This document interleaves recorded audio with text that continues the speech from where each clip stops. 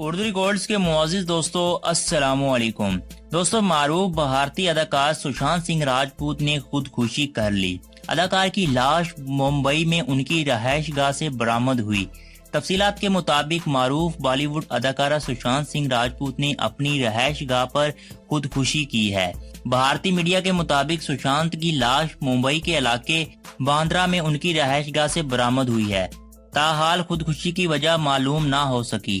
ख्याल रहे कि सुशांत सिंह की आखिरी फिल्म 2019 में छिछोरे के नाम से रिलीज हुई थी, जिसने बॉक्स ऑफिस पर धूम मचा दी थी। इन्होंने अपने करियर का आगाज टीवी शो से किया और भारत में मकबूलियत हासिल करने के बाद 2012 में इनकी पहली फिल्म काई पूची रिलीज हुई, जिसे मदाहों ने बहुत पसंद किया। इसके बाद इन्होंने कई बड़ी फिल्मों में अहम किरदार अदा किया और पीके फिल्म में सरफराज के किरदार ने भी इन्हें बहुत शोहरत दी।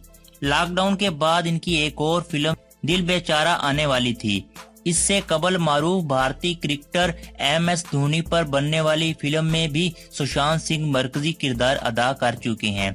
खुदकुशी से कबल इनके इंस्टाग्राम पर आखिरी पोस्ट इनके वालदा के लिए थी, जिसमें इन्होंने अपनी वालदा की और अपनी एक ट्वीट शेयर की थी। अदाकार की उम्र 34 बरस थी। ख्याल रहे कि कुछ ही अरसा कबल बॉलीवुड के दो बड़े अदाकार इरफान खान और ऋषि कपूर भी इंतकाल कर चुके हैं।